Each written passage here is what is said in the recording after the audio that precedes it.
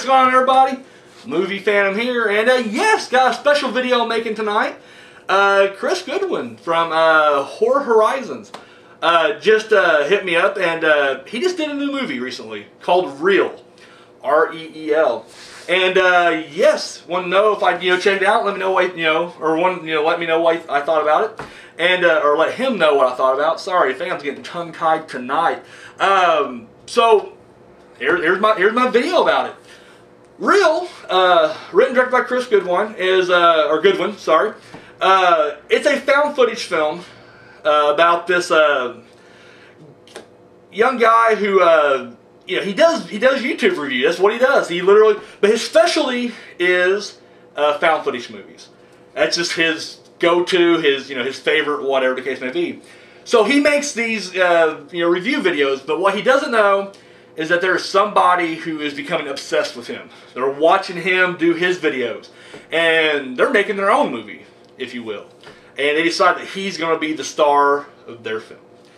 And I don't really want to say a whole lot, because I don't really want to give anything away. I'm not saying there's like a whole lot of twists and turns in this thing. You can kind of see where it's going the whole time, but nonetheless, I'd rather have you guys check it out. I really dug this. What I liked about what it felt like when he made this movie, and I'm not sure if this is his intention or not, but it did kind of feel like this is like somebody who's trying to put the final word on found footage. Because I'll be honest with you, and I've always been a fan. You guys can, anybody who's watched my videos before knows that I'm a big found footage. I'm a champion for. I want them to. I was there for. I'm rooting for them, even when everybody else is shitting on them. I'm like, you know what? I think when it's done right, it can be great. Unfortunately, lately we've been getting a lot of shit that's just being cranked out. And I feel like with this movie, you can tell that this is almost like the final word on the found footage. It's very, it's kind of referencing, I don't want to say it's completely breaking the fourth wall or anything like that, but it's almost like it's definitely referencing the state of found footage and everything. In fact, just kind of skipping ahead, if you stick around through the credits, it's just kind of like, I don't want to say outtakes, but they're almost like, I guess, deleted scenes or whatever. It's, because I mean, the way the movie ends, you wouldn't really have this extra part back here. So this is, I guess, the stuff that was taken, place first. But the main character goes on this whole like rant about some of the problems with found footage, and he don't really come out and say it's the problems with found footage. He's kind of like, here's how you make a found footage movie. And he's just kind of pointing out certain flaws, like how, like, whenever certain found footage movies have security cameras, and they're always placed in just the right spot. This stuff like that I thought was very funny, and I thought that's kind of neat. The story itself, I will say, because what separates this from, I mean, if I had to compare it to anything, and you shouldn't compare it to anything, it is its own movie, but if you had to kind of compare it to something, I keep wanting to go August Underground just because the ending gets a little brutal. However, what separates this, I feel, from August Underground is, like, I'm not bashing August Underground, but that didn't really have much of a plot. I mean, I guess there's a thin plot there.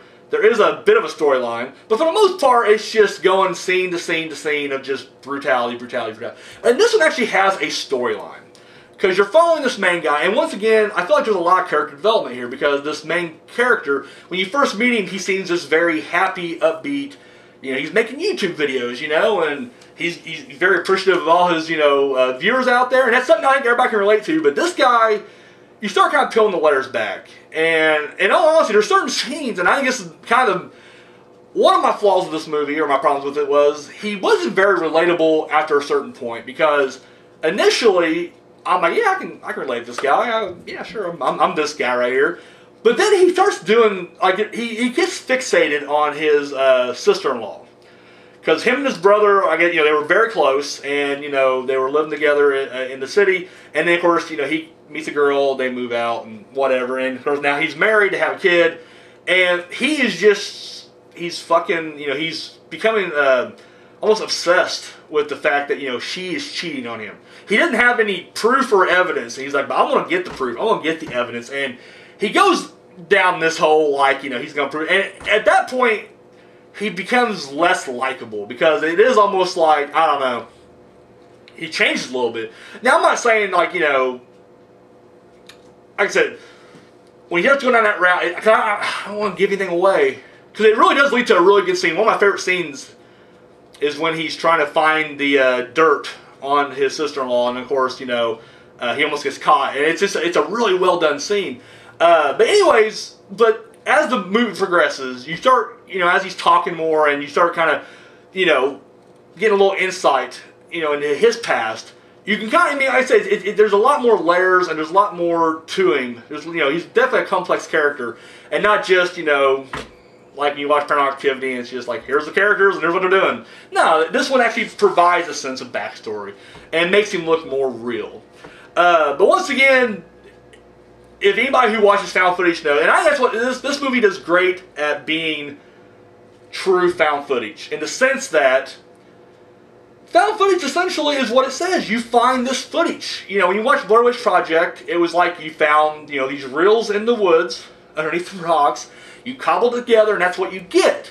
Whereas movies like Paranormal Activity is like, who's making these movies? Who is cobbling together not just one documentary about a, you know, husband and wife staying in a house that's haunted, but then the other ones, and, you know, 5 or 6 in a row. It's like, it doesn't feel like it's found footage at all. It feels like at this point now it is just a Hollywood movie, and so it kind of loses that found footage feel. And there's several movies that kind of do that, you know. And one thing I like about this one is, it also feels like a found footage in the sense that, like, it doesn't seem like they're cheating or faking shots. And what I mean by that is, like Cloverfield. Love Cloverfield. Big fan of Cloverfield. But I get it from a movie standpoint, you want to keep the monster hidden. But it's not. It was a found footage movie. So what you get, essentially, is when this monster is, you know, causing destruction, there's a million scenes or times in the movie where he could turn and be like, hey, there's a monster right there. We're getting clear shot at him right here because he's far away, and there's enough space between me and the monster where I can actually get a good look at him. But instead, we get him filming the military shooting up at it, and every time he would turn would be when you just missed the monster. And I'm like, really? You brought the camera along to document this, and you are the worst fucking documentarian ever.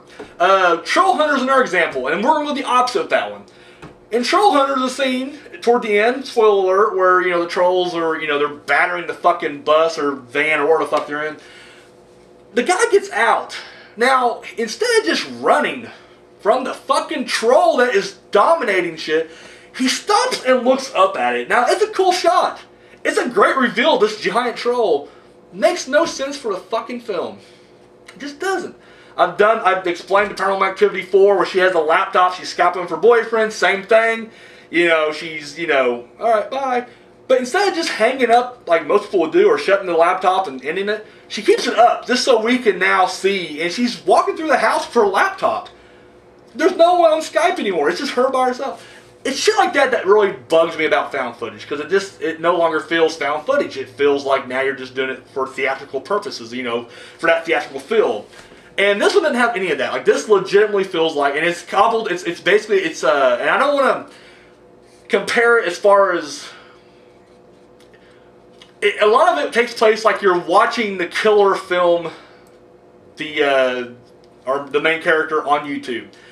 It's almost like Unfriended. Now, before you guys flip out now, because I mean, I agree, Unfriended sucked. It's not quite like that, but it just kind of remind me of that. Just how, you know, it's all found, like it's all footage. There's no unnecessary scenes. There's no extra scenes. There's no camera tricks. There's no directing, and I don't mean that in a bad way, but like in The Visit, you had the scene where the grandma's behind her, and she takes the camera. She's not looking herself. She's just got the camera, and she's like strolling it. And then, of course, you know, she's closer or whatever, and then she takes it back this way. It's like, you can't see, you're not even looking through it, so why are you doing it? But she kept doing that. And of course, every time she went back on herself, the grandma was closer and closer. It's like, yeah, it's a cool fucking shot. I'm not disagreeing with that. It makes no sense in a found footage movie. And like I said, this one definitely feels more found footage. I mean, it feels more legit. Like, if you actually went to a psychopath's house, and he took all the, you know, all these different clips that, you know, not just he shot, but, you know, the main character shot as well, and cobbled them together, and then boom, you would have this movie. It feels more, I guess, organic than some of the Hollywood found footage movies out there. Acting's, you know, not bad. I mean, it's not great, but once again, it's a very low budget movie, so I mean, I don't tend to slam the acting as much when it comes to that. The effects are pretty good. Like I said, it does get a little brutal toward the end, not what I was expecting, because whenever, there's a couple of scenes that are pretty fucking awesome, actually, and I won't go through the details of the scenes themselves. I'm going to say there's a scene where there's a face removal, and it looks fucking incredible. And I guess when I saw that early on, and you can tell it's building up, so I'm not going to lie, it is kind of, it's a slow burn. You know, you're building up to this crazy scene. And when I saw that face removal scene, I was like, oh, dude, we're going to be in for some crazy shit now. Like, when we get to this finale, and it was hit or miss. There were certain scenes that I was like, holy shit. I cringe a couple times. Like, you don't fuck with the teeth. I don't know, you fuck with my teeth, I get all, and in some scenes you're just kind of like, okay. Like, you know, but once again, I'm not going to, because I mean, you can clearly tell, A, it's a passion of love. Like, this is a labor of love. You know, everybody got together, made this movie. So I'm not going to slam them, you know, for certain scenes that didn't quite look quite right or whatever. But like I said, overall, I'll give it a thumbs up. This will not be for everybody, though. In fact, if you don't like found footage, I don't recommend it, because this is found footage. But I do like the fact that, like I said, when I watched this, I just had the feeling that, like, this is almost like, this should be the last found footage. I mean, it's unfortunate that's low budget, because, or kind of under the radar, because I feel like if this would be in Hollywood, if this would have been released, you know, by Lionsgate or whatever, it would feel like this is the end. Like, we're done with found footage now. Like, hopefully it would just kind of end the cycle for a while, and we'd move on to something else. And that's what I thought when I watched it. I was just like, this is kind of a great, like, last entry, if you will, into found footage subgenre. So yeah, that's what I thought. Like I like it. I'll let the link down below if you want to check it out. You can go to Hidden Horizons website. Boom, watch it right there. It's only 79 minutes long, and I'm not gonna lie, it feels great. Like, it goes by. The pacing's actually pretty good. Like I said, the story's intriguing. I mean, I found it pretty intriguing. Like I said, if you're not a found footage fan, I don't recommend it. I'd say stay away. But everybody else, if you like found footage, and like I said, the last, you know, 15 minutes is pretty good. Now, I will say the one, I do have a gripe, but I can't explain the gripes because I don't want to give anything away. There's a part where it kind of ends, and then they throw this kind of montage where it's kind of like we start seeing, like, before shit went crazy. And it's just kind of this, like, odd little montage of, like, you know, this is him when he was happy before shit went bad or whatever. But then it kind of goes to the next scene just kind of, it made no sense to me. I can't even explain. I'm not going to do it. Fuck it. The ending, I didn't care for the ending. I'll say that. And early on, there's a lot of weird camera tricks and just kind of like overlapping of film and stuff, or, you know, cameras and whatever. And I didn't care for that. I mean, I felt like I could have done without that. Like, just shoot it straight for me. But it does make sense. I mean, because you know, this psychopath is trying to make his movie. You know, he's not, you know, just making a straight documentary. He's making his movie. So it does kind of make sense to an extent, I guess. But and I will say, and that's okay. If I'm throwing out some cons right now, when you kind of reveal the killer, it was kind of the same thing. Because, like, the whole time you hear this this voice, it's like you know, when people are like, you know, when people are doing interviews, they don't want you to know who they are, so they kind of disguise the voice, they mask the voice. It's like delocated, you know, just you know, hello, I am, you know, like Parrish uses it sometimes, you know, that kind of voice, that dark voice. That's the voice you're hearing in this documentary. But then as it gets to the end, you know, the killer reveals himself and everything, and you're just like, oh, it's this guy, like, and it's, the voice is off, the looks off. But once again, the brutality comes, and you do kind of feel like, all right, I let it go, because I mean, this guy has proven how brutal he is. So, you know, looks and sounds don't mean anything, I guess. But no, overall, I'm giving it a thumbs up. Check it out. So, all right, that's all I got. Later.